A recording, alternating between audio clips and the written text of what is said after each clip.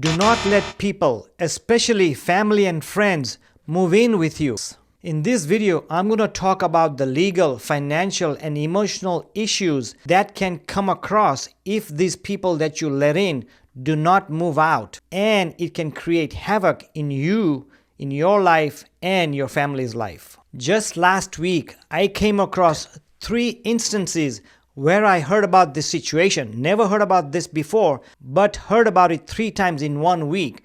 In the first instance, I was talking to an affiliate of mine. She let her ex-husband in because ex-husband, they had good relationships, and he said he was going to stay there for 10 days. Now it's been 3 weeks, 4 weeks, and he's not moving out. And on top of that, he is having free food and drinks on her. And that's a big situation being created on her emotions. Another person that I know let his brother in. He had no choice. This brother is from out of state. He lost his job. He's drunk. He's single. He's almost 45 years old.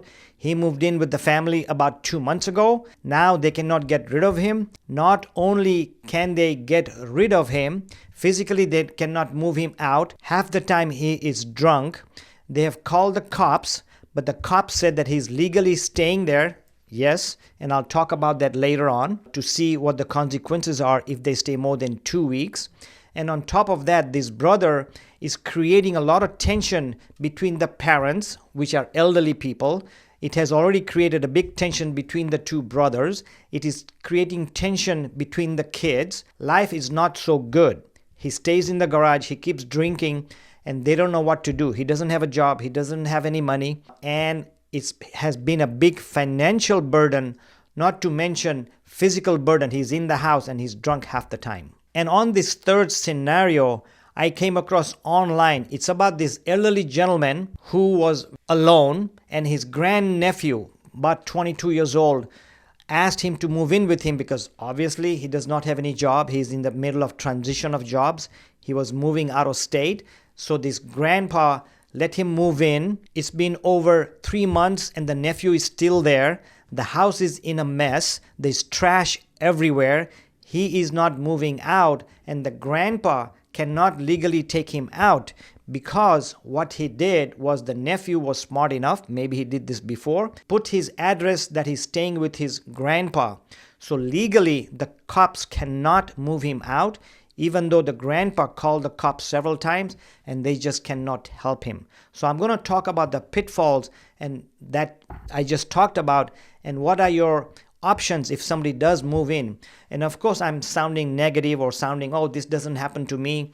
And these are extreme cases, but this happens all the time. Stuff like this, people don't talk about it.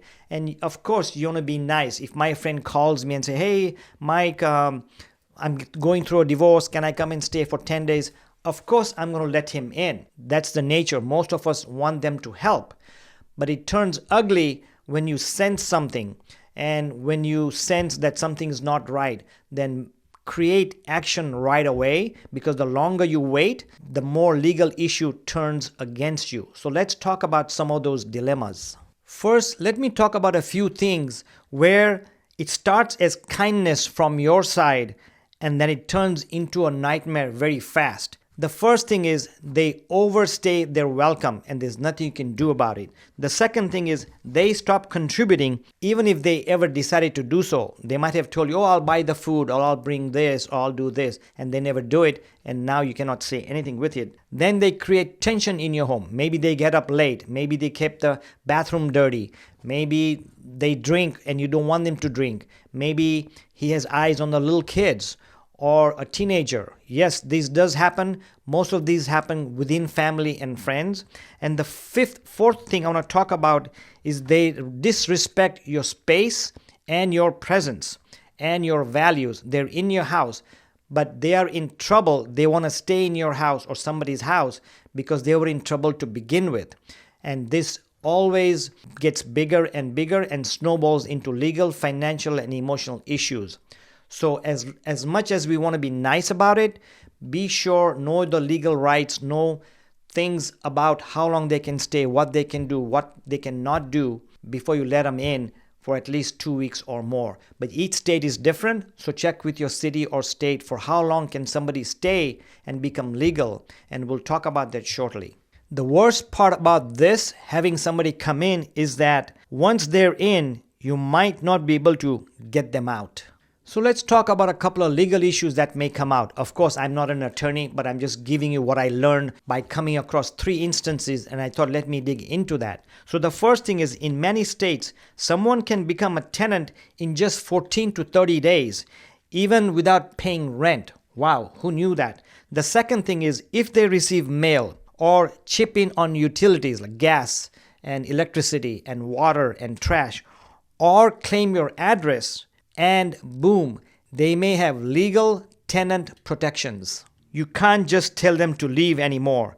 You may need to evict them legally through the courts. Now keep in mind that if you start an eviction process, depending on again what county and state you're in, it could take anywhere from 30 to 90 days to evict a tenant. In California, if somebody's staying in an apartment and that tenant does not pay, it could take a minimum of 90 days. And if the tenants are smart, and most tenants are smart, they can extend it to 6 months, 7 months, 9 months to a year. And of course, your friend is not a tenant, but once he becomes a legal tenant, they could create havoc and stay longer than they are. And also, to do an eviction process, attorneys cost a lot of money because you don't want to use an average attorney. You want to make sure that you use an eviction attorney because most time the courts favor the tenants. That's just how it is. They favor the tenants and not the quote landlords.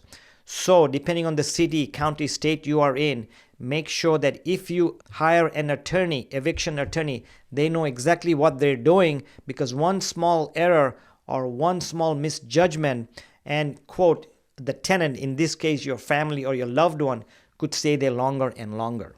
And of course, if they have been so adamant about staying and not listening to you, they are going to fight it.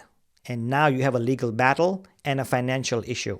I also found out by talking to a couple of experts last week, because this topic really intrigued me, that let's say your loved one moved in or your ex moved in and they stayed there for, let's say, 10 days.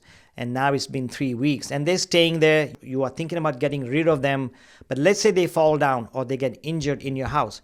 Guess what? You are liable if they file a claim. Yes, that is true. They are your loved ones, but when they turn against you, they will turn against you. The second thing is if they damage a property of your neighbors. In fact, the nephew that I mentioned earlier who stayed with his grandpa actually damaged some property with the neighbors and they had a legal issue going on. So if the loved one, which is now a tenant, is staying with you and damages the property or has some scuffle with the neighbors, that's more liability and damages to you.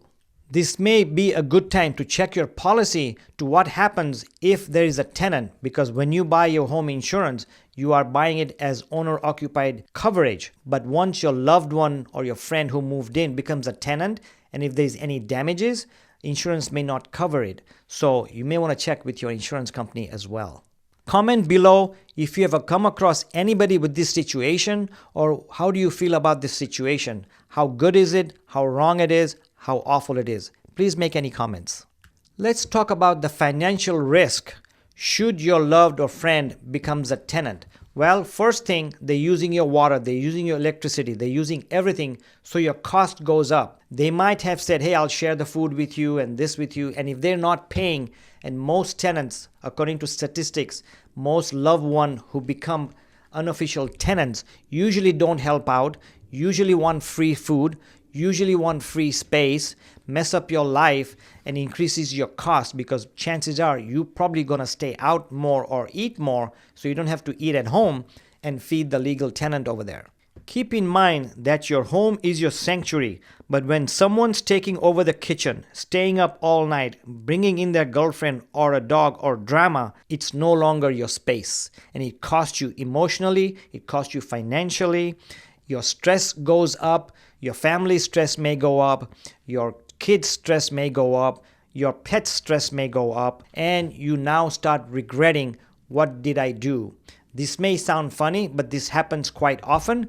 We just don't hear about it because people don't want to talk about it. It is very embarrassing, it is very stressful, and it is very hurtful as well, because you let them in because they were your friends or your family, and you're trying to be nice, you're trying to be kind, and all of a sudden you got some damages pouring on your stress, on your emotion, on your finances.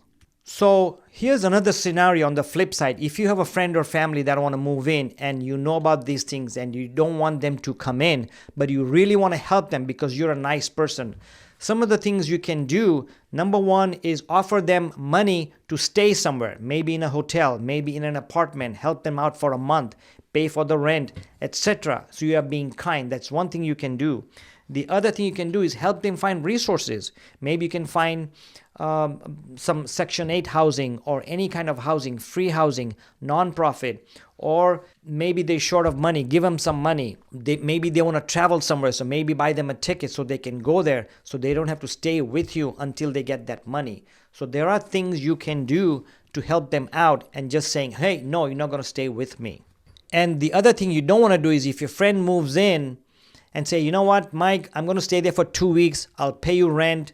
I'll pay half your mortgage, let them in. That's the last thing you want to do, because once they pay you any rent, they become a legal tenant. And if there's an issue, the cops cannot help you. You have to get an attorney or an eviction process. And again, I mentioned this earlier, but if they are staying there, never let them use your mail address, because once they have a mail address, according to the cops, they cannot evict them. You have to go through a legal eviction process. Now, this is the last resort, but if your friend, your nephew, or associate wants to move in and you really want to help them, you could have a written agreement in writing. And some of the things you can cover, and I'm going to read them out, is if they absolutely must stay, use a written guest agreement. These days, you can go on ChatGPT or ask your legal friend or somebody to draw it up for you. But some of the things you want to include in there is your start and end dates. No tenants' rights will be created, and then house rules to be clearly stated. I won't get into details, but you can have a written agreement as a guest staying there, but not as a tenant. At the end of the day, you worked hard for your home. You earned your peace. Don't let guilt or pressure rob you of that. Be generous, be smart, protect your home, your family, and your sanity. Please watch this video that I did. It talks about the struggle people have on keeping their home or thinking about selling their home. Please subscribe and share.